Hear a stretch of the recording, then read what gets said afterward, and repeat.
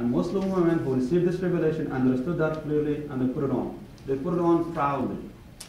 It's not a sign of oppression, and it's actually a sign for them of devotion and dedication. If you have ever asked any nun who wears the full hijab, she would testify that she's doing it as a sign of devotion. And why for nun it's a sign of devotion, for Muslim women it's a sign of oppression? If she wants to devote herself for that, then let it be. Yes. My question was the specific story. Which is? My understanding, Muhammad gave advice to the women who get harassed by Bedouins or something like that. My case of understanding. That one woman was harassed by Bedouins, and that's why the ayah was revealed. Something like that. I don't know actually that the ayah, actually few verses in the Quran, not just one, and they were revealed in different occasions, and we know exactly the occasion when they were revealed. And women, they received the command for hijab. They were not in the desert harassed by Bedouins. They were in the masjid, in their houses. They couldn't leave because they wanted to cover before they leave. So it has nothing to do with being harassed. Wallah. Yes. This question is on behalf of some of the non-Muslims that are out here. Yes. And they were wondering if you can explain the Tawheed for them. Okay. The Tawheed? Yes. Tawheed, the meaning, the oneness of God according to Islamic theology. What do we mean by the word Tawheed? Tawheed means, coming from, if we again use the same triliteral root system, Tawheed comes from wahada. And wahada in the Arabic language means oneness. It's one. And it's only one. It's very simple. In Islam, God is one. Period. That's it.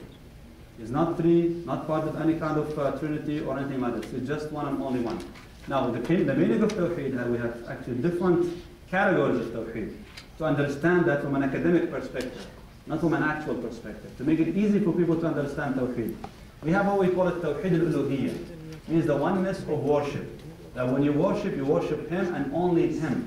You don't associate any partners with Him in worship. Not at all. Second, Tawheed al-Rububiyyah means the oneness of actions, His actions. He is the one who does all these things that you see in the world. The creation is His, it's His actions. The good, the bad, everything is actions. Doesn't mean that He likes evil, no He doesn't. But He creates this as part of the test. As human beings, for us, we need to be tested. How can you be tested if everything is good? How can you be tested if everything is bad? There has to be some sort of good, bad. You were given the tools to be tested. So you can choose right from wrong. And you were given the full choice, and you were given the instruction manuals to work by. Then we have the third one. The third one is called Tawheed al-Asma'i wal-Sifat, which means the attributes of God. God, He described Himself in the Quran for us in many, many ways, and He spoke about Himself in different ways, using different names and attributes. These names and attributes of God, in order for us to use them to call upon Him. Something such as Al-Khaliq. Another name for God is Al-Khaliq, which means the Creator. Al-Razzaq, the Sustainer. Al-Muhyi, the one who gives life. Al-Mumit, the one who takes it back. And all these names of God. And then we have His attributes. So we know that God has attributes that are divinely attributes. God does not resemble His creation, and nothing of His creation resembles Him. He said that clearly, لَيْسَ كَمِثْلِهِ شَيْءٍ. There is nothing like unto Him. This is the concept of Tawheed in general. Any question? Yes? Can you explain how Shirk goes against the teaching of Tawheed? How's what? Can you explain how Shirk negates Tawheed? Shirk? Oh, how Shirk is against the Tawheed. What is against the term Tawheed, which means oneness of God, is in the Arabic language called Shirk. Shirk, 3 letters. Sheen, Ra, and Kaf. Shirk means associating partners with God. Setting partners in worship with God.